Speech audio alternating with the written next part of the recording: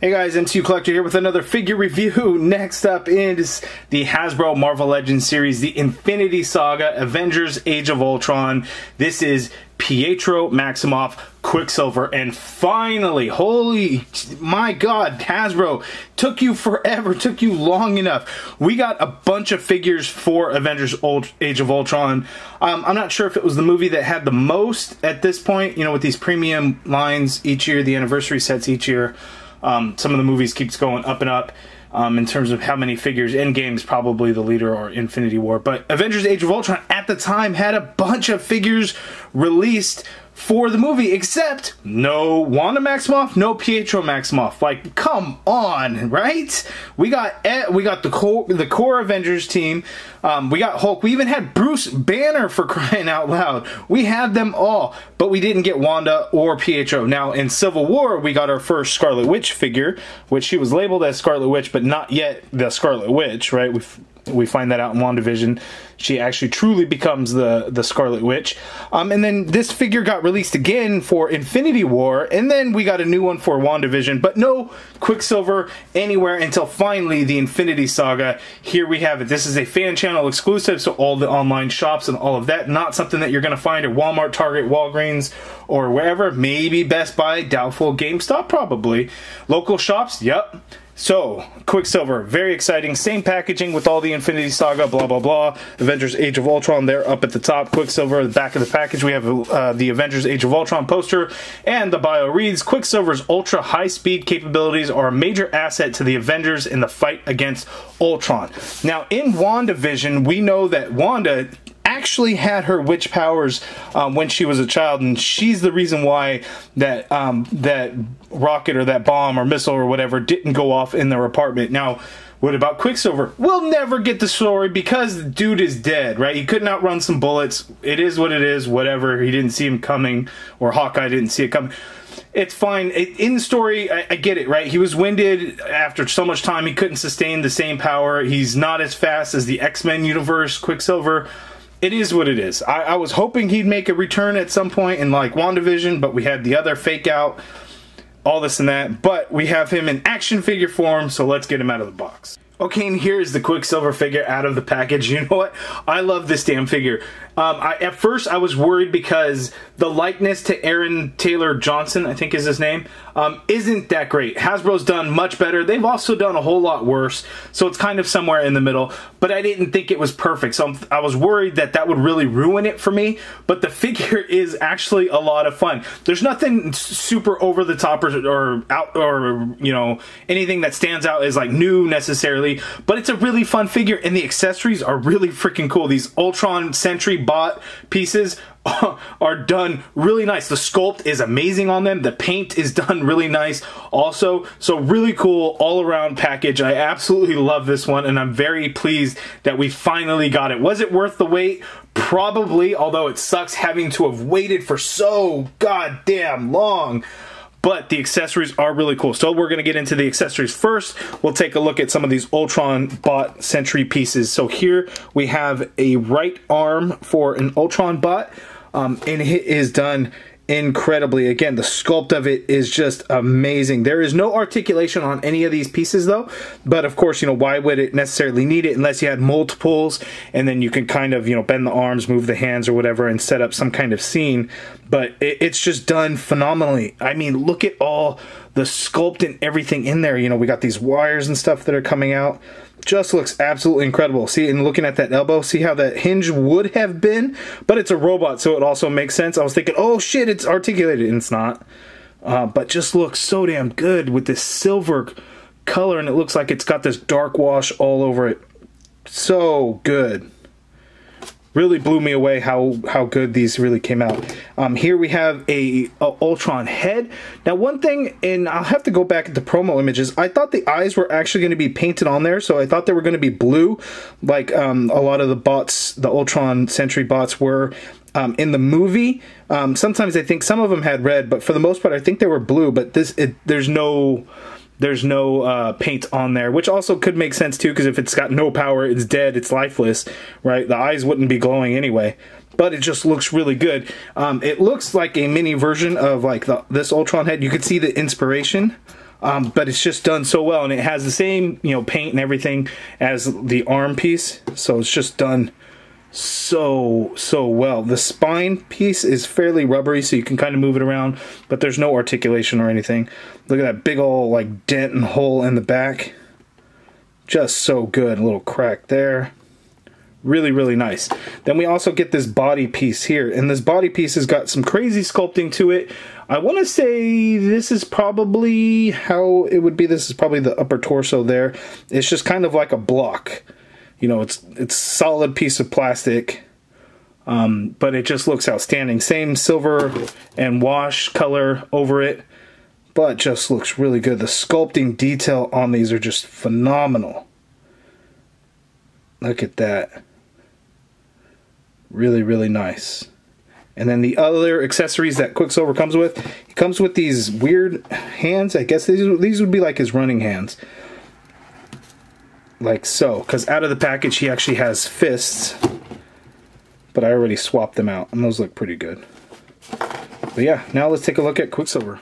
Okay, so here's an up-close look at the Quicksilver head sculpt, and again, I can see the likeness, you know, kind of there at an angle, but I just don't think it's the best that Hasbro could have done. It's not bad, but it's just not great. Like I mean, like maybe at that angle is really where I see the likeness.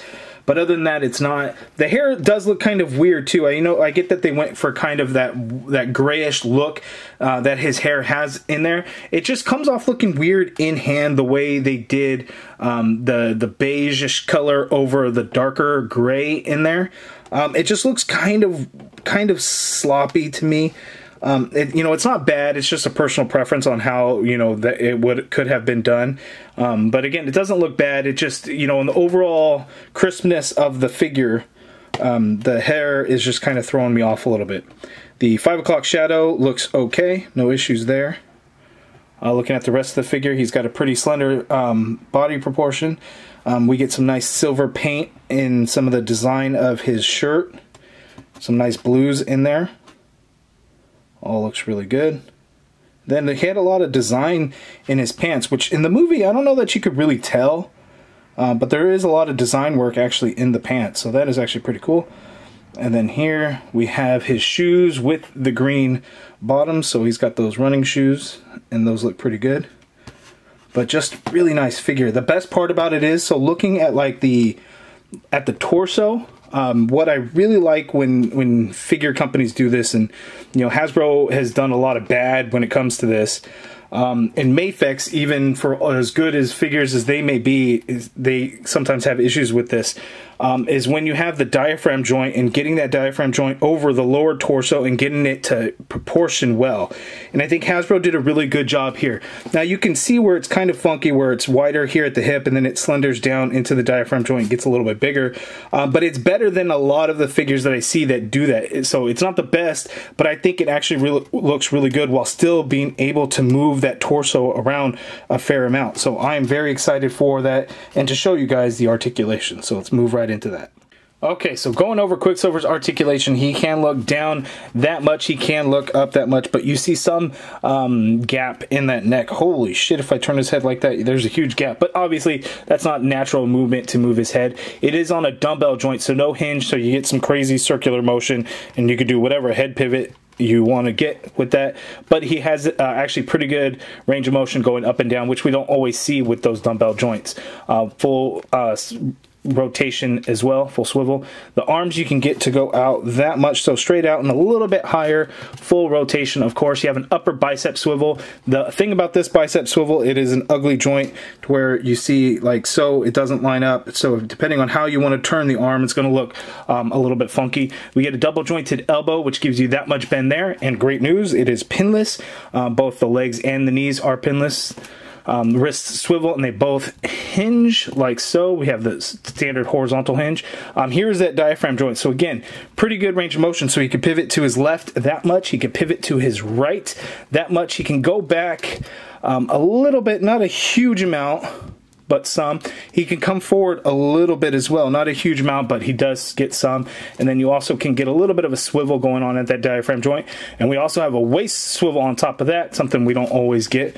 The legs go out that far apart. Here's the cool thing. There's a little bit of that drop down feature. So you have the hip here, drop it down to there. So kicking out, you get that much standard kick out, but if you drop the leg, you can kind of get it and kick it out a little bit more. So drop down hip. That is pretty cool. We have upper thigh swivel, which, you know, kind of gets tricky when it comes to that drop down hip, but it is in there. It's a little stiff. You have a double jointed knee and an ugly kneecap bend there, unfortunately. There's no boot swivel or calf swivel or anything like that, but you get a foot that hinges down somewhat. You get a little bit of hinge up, ankle pivot, and pec holes at the bottom of the feet. So I think it's pretty good articulation. For Quicksilver, he moves so fast and everything to get in certain type of running poses. Should he have a little bit more in the torso? Probably, but I do think it is actually pretty good, and it's more than sometimes Hasbro would give us. We take our wins where we can, but, you know, always ask for more. So the diaphragm joint, I like the proportion of it. I wish we could get just a little bit more range of motion, but I think when they do that, you start to see a much bulkier upper body and just like kind of looks kind of weird with the lower body. But I am happy with how it is now. But you guys let me know in the comments below your thoughts on that. I'm curious. Okay, moving on to some side-by-sides. Here we have what would be the closest to the Age of Ultron Wanda that we have. This is the Civil War release in the Abomination wave. The height difference is quite a lot. I mean, for being twins, obviously, they're not going to look exactly alike. They could have different height. And I'm trying to remember from the movie if their size and height difference was really this much. And it might scale well. I'll have to kind of look back at that. But let's see how this one looks next to the new Scarlet Witch. Okay, so here is Quicksilver next to the new Scarlet Witch figure. And you know what? Size comparison, they're about the same. And I think they actually do look pretty good together. Will we ever get a Fox Universe Quicksilver figure released?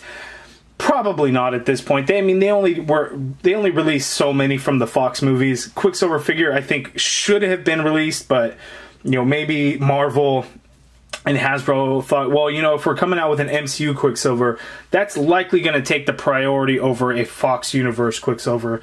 And I would agree with that, but it would still be very nice to get a version of that figure. I'd love to get all the characters from the Fox X-Men movies, but sadly, you know, I'm sure that's just not in the cards. But these two, having this pair together, does look really awesome. I'm very pleased. Okay, and here is Quicksilver next to the Ultron figure. This is the one that was released in the Marvel Studios the first 10 years. That was a fan channel exclusive, not the Build-A-Figure version, because this one is painted all throughout the figure as opposed to the back having no paint whatsoever. So there we have Quicksilver and Ultron. We could always throw in Scarlet Witch. You know, you can kind of redo that scene. I guess, you know, actually outfits wouldn't really match for any of that, but we have those three together as they work to destroy the Avengers. But Age of Ultron is really coming along nicely. I do actually really want a Scarlet Witch from Age of Ultron. Make it happen, Hasbro. They're not.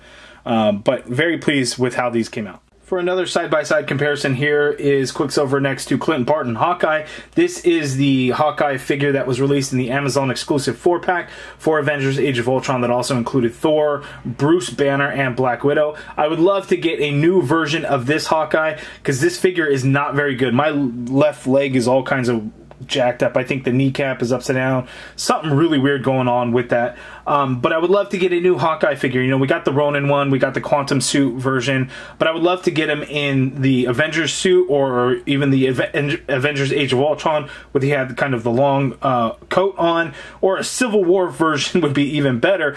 Maybe we will get a Disney Plus version. Who knows? I haven't heard any rumors or don't know anything about that, but hopefully we would get one. I'm going to imagine Kate Bishop is coming. Will Clint Barton? Who knows? But, you know, fingers crossed. Okay, and Quicksilver next to Quicksilver, we have the comic book version that was in the Brotherhood 3-pack that came with Magneto and Scarlet Witch that was also exclusive to Amazon. And somewhere out there in the multiverse, we have Magneto and Quicksilver. Not the right Magneto for the Quicksilver that we got. And I guess technically even then not the right Magneto, since it would have been the younger Magneto with that Quicksilver, not the... So all kinds of confusing. But movie Magneto and movie Quicksilver. Okay, and that is my review of the Quicksilver figure. I am very pleased with how Pietro came out from Hasbro. Likeness is the only thing lacking for me. I love the way the figure looks. I love the articulation, the drop-down hits, the overall aesthetic of the figure I am extremely happy with, and I'm so happy we finally have Quicksilver, an MCU Quicksilver figure. You guys let me know down in the comments below. What do you think of this Quicksilver figure? Was it worth the wait? Are you getting it? Are you looking forward to it? Let me know in the comments below. If you guys like this video, please do me a favor and hit that thumbs up button. Subscribe if you haven't already done so. And as always, thank you for watching.